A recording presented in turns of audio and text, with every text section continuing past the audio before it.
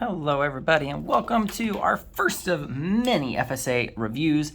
Let's go through this first one though. We got 11 nice questions to talk about and make sure that we remember how to do from this year. So the first one says, on a coordinate grid, AB has an endpoint B at 2416 and the midpoint of AB is at P 4, -3. What is the y coordinate of point A? So remember what we're going to do here is we're going to put B on top because we have B, which is at 2416, and we're looking for A, so we'll put that at the bottom with some blank spots because we got to figure out what goes there. And then we can put our point P in the middle, which is 4, -3. So what we have to ask ourselves is, great, how do I get from here to here and then do that same thing to get to our second spot? So I can see that right here, in order to get from 20 to +4, +20 to +4, I have to subtract 20. So I'm going to do the same thing. I'm going to subtract 20 again to get to my new answer. So 4 minus 20 is -16. Coming over here, I'm going from +16 to -3. So again, I'm subtracting something. And to get from 16 to -3, 16 minus 16 is 0, and then 0 minus 3 more is -3. So it's -19 total. So we're going to minus 19 again. -3 minus 19 is -22. So my final answer is that A is at -16, -22. Actually, that would be the wrong answer because it says, what is the y coordinate? So I would just want to say -22 for my answer so that I don't get it wrong, because it just wanted the y coordinate. This next one asked me to find x, which I can see x is this little marking right here. But in order to do that, they've given me a lot of stuff over here that I need to analyze. The first thing being this. I see this little box right here on angle E. That tells me that this is a 90-degree angle. And now if this was, we know that this right here is a 4-side shape, right? C, D, E, F has 4 sides. 1, 2, 3, 4. So we know this has to equal a total of 360 degrees. Problem being that I'm missing x and I'm missing this angle right here. But I know that that angle right there is vertical to this angle over here. So angle C in the triangle and angle C in the quadrilateral are the same. So I can use this triangle over here to figure out how big that angle is. We know triangles have to add up to 180 degrees. So I can find this missing angle by subtracting the two things I have here from 180. So I'm going to add them together. 62.7 plus 46.9. And now I'm going to take 180 and subtract the 109.6. So 180 minus 109.6. And I get 70.4. So I can see that this angle right here is 70.4, which means it's also this angle over here. So now that we know this angle here, now I can add the 3 angles together and subtract it from 360 to figure out what's missing from right here. So let's go ahead and do that. We're going to take 70.4 plus 132.8 plus the 90 degrees, which we knew from the box right there. And I get 293.2. So I'm going to take 293.2 and subtract it from 360, because we know there's 360 total degrees in a quadrilateral. 293.2, and I get 66.8. So x is equal to 66.8 degrees. The next one's going back to our logic conditional statements at the beginning of the year. What is the converse of the following statement? If today is Sunday, then tomorrow is Monday. Just as a quick refresher, in case you've forgotten, we have 4 conditional statements we had to remember. And I always say, remember your C-SIC chart. The first C is conditional, which is if P, then Q. The second is converse, because you have 2 converses if you wear them as shoes. And that just switches them, so Q, then P. So it takes 2 statements and switches them, which gives us enough information to solve this, right? Let's talk about the last 2 just so we can remember in case we run into them. I stands for inverse, which means we keep it the same as the original statement, but we make it not P, not Q. Remember, that's what that squiggle means. And the last one is the contrapositive, which means we have to switch it and make it negative. So it becomes not Q, then not P. So in this case, because we're focused on converse, right? It said find the converse of the following. All we need to do is take our original statement and switch to the other statement. So I keep if and then where they're at. But instead of putting if today is Sunday, instead I'm going to put if tomorrow is Monday. I spelled tomorrow wrong, didn't I? Yeah, I put an extra M. It's okay. If tomorrow is Monday, so again, this moved to the front and this moves here. So these two things are switching. That's my P and Q that's switching. So I keep then, and instead of putting tomorrow's Monday, I'm going to put today is Sunday.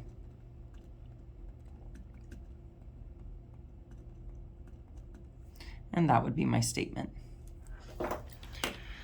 This one should be nice and familiar. We were just working on this stuff. A circle shown below is centered at the origin, so its center is at 0, 0. And it contains the point -4, -2. What is the length of the diameter? Leave your answer as a radical. Well, I don't really have a diameter right here, but I could find a radius pretty easily. So if I find the length of a radius, I could turn that into a diameter pretty easily. Also make note that it says leave your answer in a radical. So what we need to do right here is figure out how long this is. So we're gonna have to do the distance formula. So how far is -4 from 0? That's easy, it's 4, right? And how far is 2 from, or -2 from 0? Also easy, 2. So we put that into Pythagorean theorem. A squared plus B squared equals C squared. It's gonna be 16 plus 4 equals C squared. So we get 20 equals C squared. Square root both sides. So I need to think of a perfect square that might go into 20. That could break up into 4 and 5, right? So now we can have it the square root of 4 times the square root of 5 equals C. Well, the square root of 4 is 2. Square root of 5 doesn't square root, so it stays in. So I know the distance from -4, -2 to the origin is 2 square roots of 5, which means the distance across is another 2 square roots of 5. So we just need to add those two together. 2 square roots of 5 plus 2 square roots of 5. That would give me the diameter, which is going to be 4 square roots of 5. Remember, when you add radicals, you just add the numbers up front, as long as the number in the radical is the same, and you just leave that as it is. So 4 square roots of 5. All right, taking a look at this next one, it says if A is parallel to B, which is parallel to C, noting that the figure is not drawn to scale, find the measure of angle 1. So angle 1 looks like it's right here. So we're going to have to use a few things to get here. One of the things that I can see right away is that this shape right here that angle 1's a part of, that's a triangle. So I know that there has to be 180 degrees there. So let's see if we can use some things here to figure it out. First thing being this right here. Notice that this 28 is vertical to there. So this also has to be 28. And likewise, because this line's coming down and separating all these parallel lines, we know that this angle right here is going to be a 90, which means over here is a 90. So I can find this angle inside the triangle pretty easily. We know that this 90, so we can subtract the 28 from it, which means that angle has to be 62. And now we can see that this whole thing makes a straight line. 62 plus 28 is 90. 90 plus another 90 is 180. So we have 62. Over here, I can use my properties of my parallel lines cut by a transversal, right? If this is 115, we also know that this angle all the way down here in the same spot at the bottom is also 115. And again, since this makes a straight line, we can subtract that from 180. So if I take 180, subtract 115, I get 65. So I know that this angle right here is 65. And now you can see I'm going to pull this picture out a little bit. Let's make this triangle a little bigger. We said this is 65, this is 62, this is angle 1. Well, since it's a triangle, we know the total has to equal 180. We can add the 65 and 62 together and subtract it from 180. So 65 plus 62, 127. So we take 180 and subtract 127, and I get 53. So the measure of angle 1 equals 53 degrees. All right, this one is a long word problem, which might make you want to skip it right away, right? You might look at that and be like, ooh, too many words, I'm moving on. It's really easy though. So don't be scared. Don't let the words shock you.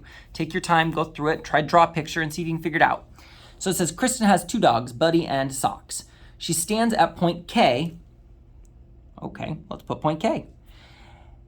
She stands at point K in a diagram and throws the 2 discs. Buddy catches one at point B. So she's going to throw a disc over here to point B where Buddy the dog catches it. And that is 11 meters away from Kristen. Okay? Socks catches another one at point S, so she throws another disc to point S to where Socks catches it, and that's 6 meters away from her. Based off this information, what could be a length of segment SB? So we're trying to figure out how big this segment right here is. Well, one of the things we learned is the triangle inequality property, which says that no 2 sides can add up and be smaller than the third side. So what we know then is if I add 11 and 6 together, that number has to be bigger than the third side. The same thing works for subtracting. You can find the smallest one. So what we're going to do is we're going to subtract 11 minus 6, and we're going to add 11 and 6. So 11 minus 6 gives us 5. 11 plus 6 gives us 17, and we could write that as an inequality statement like this, saying that the value x, which is this, segment SB, has to be between 5 and 17. It cannot equal 5 and it cannot equal 17 because there's no less than or equal signs here, right? If they had the little lines in them, they could equal it. It has to be between that, not one of those numbers. So even though there's a 5 and a 17 here, those can't be the answers because it can't be 5 or 17. It has to be between them. So the only choice is 8. 22 is way too big. It's outside of it. All right, over here it says solve for x. This one shouldn't be too hard because even if you weren't sure what you're doing, hopefully what you guessed is like, hey, those look like they might be equal. They are. The reason we know they're equal is this shape right here. Actually, I guess we don't know they're equal because I didn't put enough information. We'd have to know this is a parallelogram to be able to do that, and it was supposed to be. So we're going to set those 2 things equal. X plus 5 equals 2x minus 3. 2x minus 3. So let me draw my equal sign straight down. So we got to get rid of one of the x's. Always get rid of the smallest x. So I'm going to subtract the 1x from both sides. X minus x cancels. Bring down my positive 5. 2x minus x is x. Bring down my negative 3. And then we'll add 3 to both sides. And 5 plus 3 is 8 equals x. That's my final answer. Number 8 is another one you might look at right away and be like, oh, it looks too hard because there's too many words. But it's not. It's not hard at all. It says a surveyor took some measurements across a river as shown below. In the diagram, AC is equal to DF. And AB is equal to DE. The surveyor determined that the measure of angle BAC, this angle right here, is 29 degrees. And the measure of angle EDF, this angle here, is 32 degrees, so they're different. What can he conclude? Well, remember what we learned about this, and I know this was way back in December, but the bigger angle has to be across from the bigger side. Meaning since 32 is bigger than 29, 32 is greater than 29, that means the side across from 32, EF, has to be bigger than the side across from 29, which is BC. So EF has to be bigger than BC, which we don't quite have here, but we have the opposite. BC is less than EF, and that's acceptable. We can take that too. That means the same thing. So you're just looking at which angle was smaller and knowing that the side across from it had to be the smaller side. All right, on the back, we got a proof, but they just want us to complete step 6 of the proof. So not too bad. We don't have to do the whole thing. But let's kind of fill in the information they gave us. I think that's going to make it easiest to do. So first it said PS is congruent to QR. PS is here, is congruent to QR, which is here. Then it said ST is congruent to TQ. ST, TQ. Okay. Angle TSR, TSR is equal to angle TQP. That's this one on top. And angle QTP, this angle, is congruent to angle RTS, which is this angle. Well, there's a lot of things going in here. And that brings us to this spot here where they said triangle QTP is congruent to triangle STR. So here's what I'm going to do. QTP and STR, let's darken those triangles. Dun, dun, dun, dun. And then STR is STR, so it's going to be that triangle. Okay. And so they proved those triangles are congruent. Again, we could figure out why if we wanted to, but we don't care. It doesn't matter. We don't need to know that. We're just concerned with what goes in statement 6. Well, you can see in statement 6 they use CPCTC. Corresponding parts of congruent triangles are congruent. We learned that also a long time ago, back in like November. But then from there, they were able to say, oh, that means PQRS is a parallelogram because both pairs of opposite sides are congruent. But that's not what's in our picture yet. In our picture, all we've shown is that this pair of opposite sides are congruent. So we showed one pair is congruent, but it said both pairs. We're missing a pair. So we need to address that in statement 6 so that we have both pairs. Well, the other pair of opposite sides would be right here. This side and the one on the bottom. So we need to say that those two are congruent as well, which is what goes in statement 6. So QP is congruent to, and Q corresponds to S, so SR. I know, weird because we go backwards. Q to P, S to R. But remember, you could always look right here in one of these statements. QP lines up with SR, and that's how we know they lined up correctly. All right, next one says Highland Park is located between two parallel streets, Walker Street and James Avenue. These streets are parallel. Let's mark that. The park's facing Walker Street and is bordered with two brick walls that intersect James Avenue at point C. What is the measure in degrees of angle ACB? So ACB, that's this angle right here, right? So this is the angle we're looking for. What is the measure at ACB formed by the two brick walls? Well, I know that all three of these angles together would make 180, but they only gave me the 60. So if I could figure out how big this one is, I could figure out how big this one is. And we can easily do that. You can see that right here, we've got that zigzag going on. When you have two parallel lines, you should always look to see if you can make a Z shape with them, which I can right here. If you can make a Z shape, you know that the corners of the Z are congruent. So since this is 36, that means this also is 36. Now I can easily solve this because those three have to add up to 180. So we're going to add the two that we have, 96, and subtract that from 180. We get 84. So I know that the measure of angle ACB equals 84 degrees. And this last one says, a top view of downtown Rockford is shown in the grid below with Granite Park, that's a park, Granite Park represented by the quadrilateral A, B, C, D right here. The shape of the new park, Mika Park, will be similar to the shape of Granite Park. Vertices L and M will be plotted on the grid to form a quadrilateral JKL representing Mika Park. So you can see they already gave us J and K. So we need to figure out where we can put M and L. The following coordinates for L and M could be the vertices to make JKLM of the shape of Mika Park, similar to the shape of Granite Park. So the first one says graph the point 4, 4, and 4, 3. So over 4, up 4, and then over 4, up 3. That would put our park right there. So with this park, we can see that the short part would be 2 and the long part would be 1, 2, 3. Let's see if that makes sense.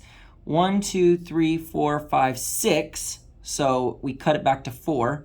And then 1, 2, 3, that got cut back to 2. Is that proportional? 6 to 4, 3 to 2.